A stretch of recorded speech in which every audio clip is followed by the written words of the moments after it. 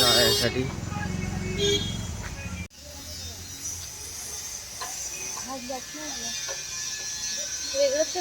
कुठलं आहे फुल? जास्वंदासारखं वाटतंय. जास्वंदच आहे. काय आता नवीन नवीन आलं नको वाढू.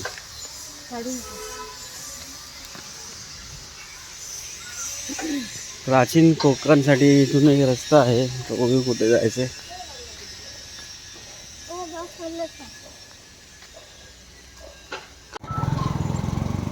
प्राचीन कोकण याच्यामध्ये काय दाखवणार आहेत तर भारतातील सर्वात जास्त प्रकारच्या शंखांचे प्रदर्शन अच्छा. आणि ग्रामजीवन कसं होतं त्याचं दर्शन थोडक्यात दाखवतील.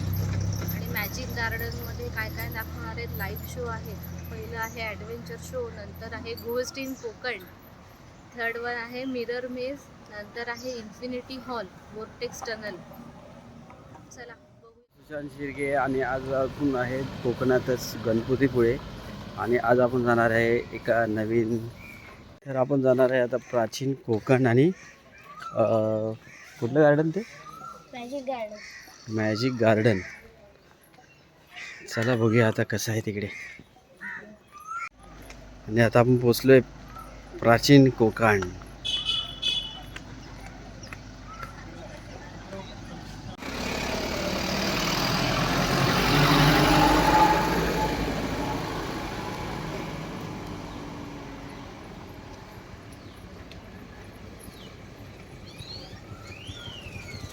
फायनली आपण पोचलो प्राचीन कोकण. इथे एंट्री फी वगैरे आहे का नाही का माहीत नाही. फ्री आहे वाटतं. कलर काम चालू आहे.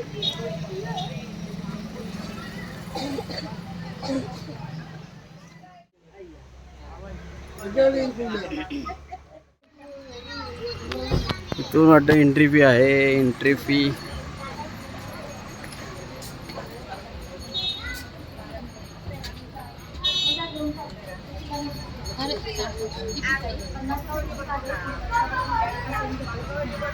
किंवा कॅमेराने फोटो काढणार असाल तर वेगळा 50 रुपये चार्ज आहे. सोबत आमचा गाईड असेल माहिती द्यायला. गाईड फ्री आणि कंपल्सरी असतो. ग्रुप जॉईन करून एक गाईड दिला जातो. गाईडसाठी 10 मिनिटं थांबवतो. 10 मिनिटामध्ये जेवढे लोक येतात तेवढे गाईड घेऊन जाईल. 50 रुपये प्रत्येकी. आणि तुम्हाला मोबाईल चालवायचा असेल तर एक्स्ट्राचे 50 रुपये. ठीक आहे, चालेल. 200 होतात. फक्त शंख प्रदर्शन आहे, एका हॉलमध्ये तयार केलं आहे. ते फक्त फोटो अलाउड नाही आहे. बाकी सर्व ठिकाणी फोटो काढू.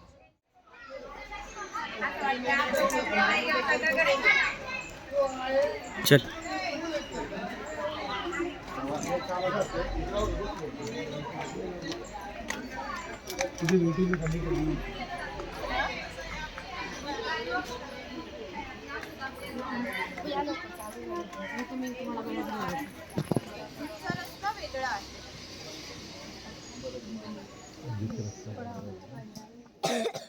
आले म्हणजे हा पिंपळ सुद्धा 400 वर्षापूर्वीचा जुनाच आहे. पिंपळ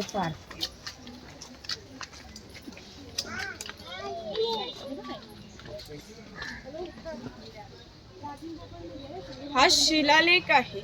या शिलालेखावर लिहिलेली कविता कवी माधव यांनी 100 वर्षापूर्वी लिहिली. चिपळूण येथे झालेल्या पहिल्या कोकण मराठी साहित्य संमेलनात या कवितेला कोकणची प्रातिनिधिक कविता म्हणून स्वीकारण्यात आले. या कवितेत कवीने कोकणच्या निसर्ग सौंदर्याचे सुंदर असे वर्णन केले आहे. हिरवे तळ कोकण, सह्याद्रीच्या तळी शोभते हिरवे तळ कोकण, राष्ट्रदेवीचे निसर्ग निर्मित केवळ नंदनवन. या कवितेत नंदनवन हा शब्द आला आहे. नंदनवन या शब्दाचा अर्थ स्वर्गातील इंद्राची बाग. ती जितकी सुंदर आहे तितकेच आपले कोकणही सुंदर आहे. ही गुहा काळाचे प्रतीक आहे. गुहेच्या अलीकडे आहे वर्तमान काळ, गुहेच्या पलीकडे आहे 500 वर्षापूर्वीचा भूतकाळ. इथून आपण पाहणार आहोत 500 वर्षापूर्वी कोकणी माणसे कशी राहत होती, त्यांची समाज रचना, ग्रामरचना, खाद्य संस्कृती आणि परंपरा कशा होत्या. गुहेतून येताना वाकून या. चला हे बघ आधी मला हे बघ कसे होते बघ मंकी. गुहेतून येताना वाकून चला. मला वाकायची गरज नाही कारण का आम्ही दोघं छोटे आहे. हा मोठं कोकम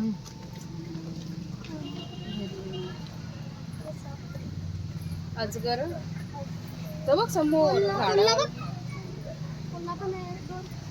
पुन्हा अजून एक अजून.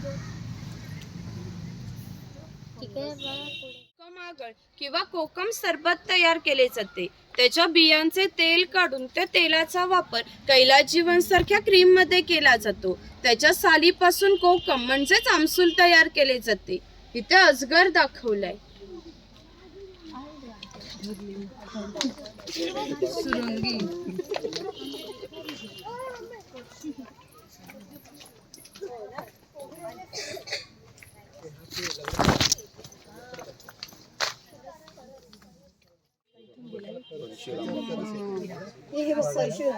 चला पुढे पुढे पटापट. हे आहेत भगवान परशुराम. आपल्या पुराणात उल्लेख आला आहे की हजारो वर्षापूर्वी भगवान परशुराम होऊन गेले. त्यांनी संपूर्ण पृथ्वी जिंकून घेतली आणि जिंकून घेतलेली सर्व पृथ्वी त्यांनी दान केली. दान केलेली कोणतीही गोष्ट आपण स्वतःसाठी वापरत नाही, परंतु त्यांना राहण्यासाठी भूमी आवश्यक होती. आपण जिथे उभे आहोत तिथे हजारो वर्षापूर्वी समुद्र होता. त्यांनी त्याच्याशी युद्ध केले व त्याला 40 ते 50 किलोमीटर पाठीमागे ढकलले आणि या कोकण प्रदेशाची निर्मिती केली. या कोकण प्रदेशाला परशुराम भूमी असेही म्हणतात. हे सारे कोकण दऱ्याखोऱ्यांनी वेढलेले आहे. सूर्याची किरणे जमिनीपर्यंत पोहोचू शकत नाही. इतकी दाट अरण्ये, वाघ, अस्वले, गवेरेडे यांसारखी जंगली श्वापदे, 200 ते 250 प्रकारच्या औषधी वनस्पती, शेकडो प्रकारचे मासे, दुर्मिळ कासवे, मगर, सुसर यांसारखे प्राणी आपल्याला येथे पाहायला मिळतात. कोकणामध्ये लाल रंगाचा जांभ्या नावाचा दगड मिळतो. त्या जांभ्या दगडाचा हा जो पक्का रोड बांधलेला आहे त्याला कोकणी भाषेत पाखाडी असे म्हणतात. ही पाखाडी सुमारे 400 वर्षापूर्वी बांधण्यात आली. तेव्हा ती गणपतीच्या मंदिरापर्यंत होती. काळाच्या ओघात ती नष्ट झाली. आता ती फक्त आपल्याला प्राचीन कोकणमध्ये शिल्लक राहिलेली पाहायला मिळते. सर्वसामान्यपणे अशा पाखाड्या ग्रामदेवतेकडे जाण्यासाठी बांधल्या जात असत. आपण सुद्धा या पाखाडीने प्राचीन कोकण मधल्या ग्रामदेवतेकडे जाणार आहोत.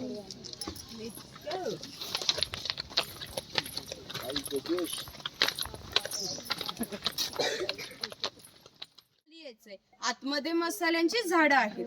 झाडांच्या समोर बोर्ड आहेत.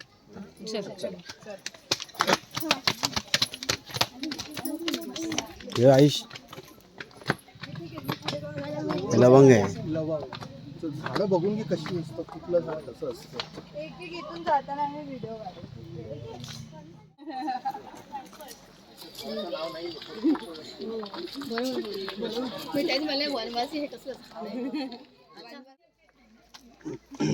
जायफळ आहे ना, एकदम छोटा आहे.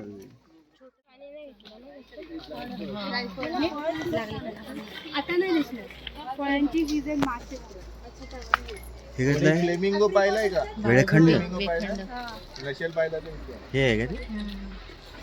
पाण्या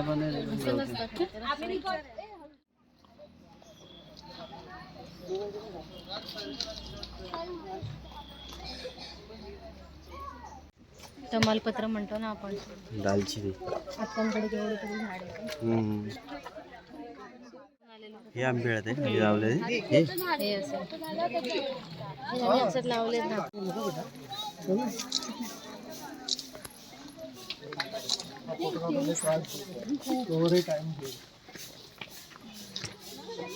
परफेक्ट. हे काय आहे? त्रिफळ चूर्ण हे झाड आहे पण का? वापरतात बिर्याणी. हे बाबा. असं असतं. आणि हे हे नाही मला पण माहिती. All spice. अच्छा, मस्त आहे. चटण्या बिटण्यांमध्ये घालतात. अच्छा, चव वाढवण्यासाठी ह्याचा वापर केला जातो. अपचन, संधिवात, डोकेदुखी. Okay okay okay. अच्छा, हे झाड फक्त आहे. माहिती छान, पण छान माहिती. काळी मिरी, काळी मिरी. ही वेल असते ना? ही वेल असणार काळी मिरीची.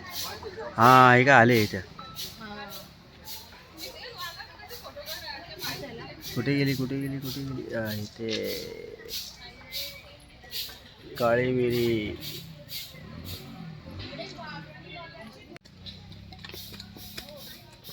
चल फोटोग्राफर आगे जाओ. सोनू वाघाला पकड. सारख्या खाद्यपदार्थांमध्ये त्याचा वापर केला जातो.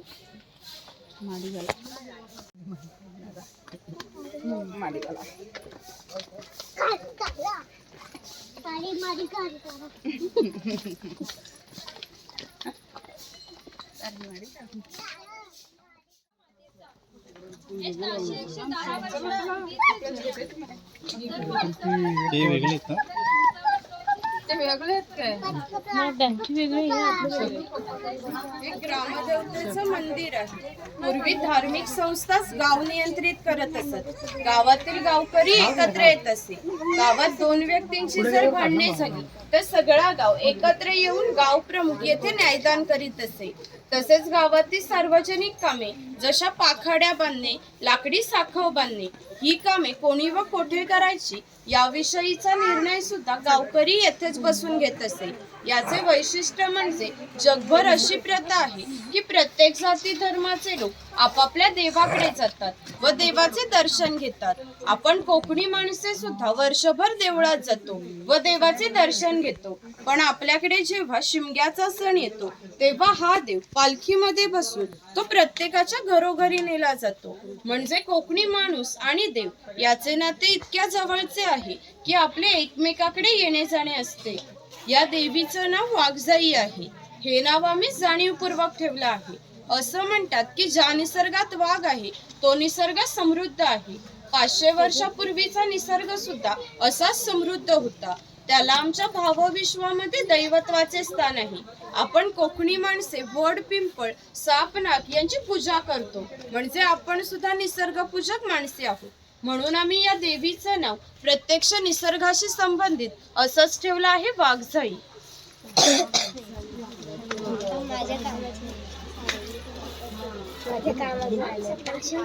इथे काही पारंपरिक वाद्य आहेत. लाकडी ढोल आहेत, मातीचे ताशे आहेत. यांचा खालचा भाग मातीचा बनवलेला आहे. हे ताशे 110 वर्षापूर्वीचे जुने आहेत. वाजवणारे जर कसबी असतील तर याचा आवाज 1 ते 2 किलोमीटर पर्यंत सहज जात असे. याचा वापर संदेश वहन व धार्मिक कार्यासाठी केला जातो. चव्हाटा देव आहे. असं म्हणतात की कोकणामध्ये भरपूर भूत असतात. कोकणवासियांची अशी श्रद्धा आहे की हा देव त्यांच्यावर नियंत्रण ठेवतो. म्हणून त्याला शिमग्याच्या वेळेस गाराणे घातले जाते किंवा पशुबळीही दिला जातो. हे वीरगळ आहे, वीर लोकांचे प्रतीक चिन्ह.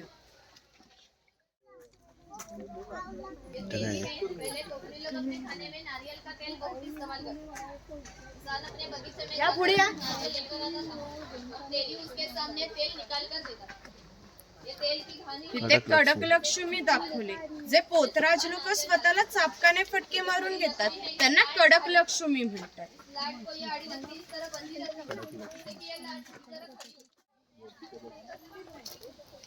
इकडे कोळी समाज दाखवलाय. कोळी समाजाचे लोक समुद्राच्या इतक्या जवळ राहतात की समुद्राच्या भरतीचे पाणी सुद्धा त्यांच्या घराला लागून जाते. एवढी छोटी होडी घेऊन हे लोक खोलवर समुद्रामध्ये 8 ते 10 तास मासेमारी करत असतात. कधी कधी समुद्राच्या उसळणाऱ्या लाटा त्यांच्या होडीपेक्षाही मोठ्या असतात. परंतु ते कुशलतेने होडी वल्हवतात आणि पहाटेच्या वेळी घरी परत येतात. हा नाभिक आहे. पूर्वी कोकणामध्ये 12 बलुतेदार पद्धत अस्तित्वात होती. म्हणजे नाभिक, सुतार, कासार हे प्रत्येकाच्या घरोघरी जाऊन सेवा पुरवत असत. त्या बदल्यात त्यांना पैसे नव्हे तर धान्य मिळत असे. एका नाभिकाला एका कुटुंबातील पुरुषाचे घरी जाऊन केस व दाढी करण्यासाठी वर्षभरासाठी 4 पायली म्हणजे आताचे 8 किलो धान्य मिळत असे.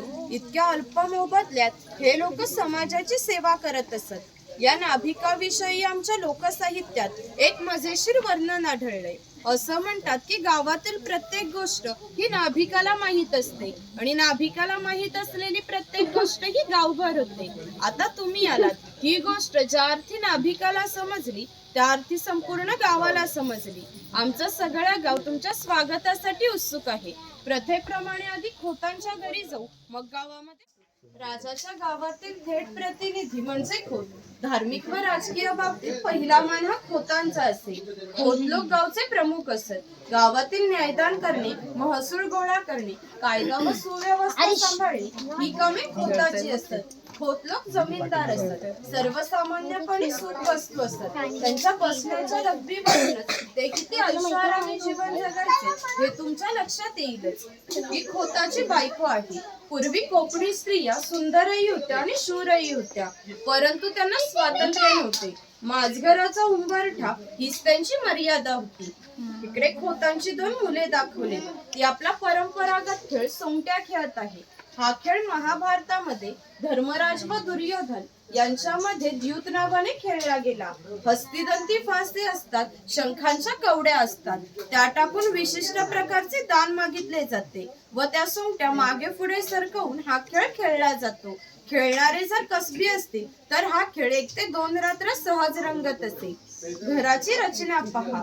खोत ज्या उंचवठ्यावर बसले त्याला ओटी असे म्हणतात. गावातील मान्यवर लोक ओटीला बसत. ही समोर आहे ती पडवी. सर्वसामान्य लोक पडवीला बसत. खोताच्या उजव्या साईडला हे देवघर, खोताच्या डाव्या साईडला हे स्वयंपाकघर, मागे आहे माझघर म्हणजेच पूर्वीचे बेडरूम. छपराची रचना पहा. वरती छोटे छप्पर, मध्ये गॅप, खाली मोठे छप्पर. कोकणामध्ये उष्णता फार असते, त्यामुळे घरातील उष्ण हवा गॅप मधून बाहेर जाते व बाहेरील थंड हवा तिची जागा घेते.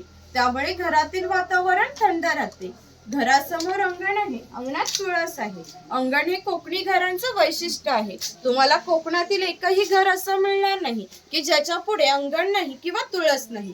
इकडे आडकित्त्यांचे प्रकार लावलेत. सुपारी फोडतो ना त्याचे.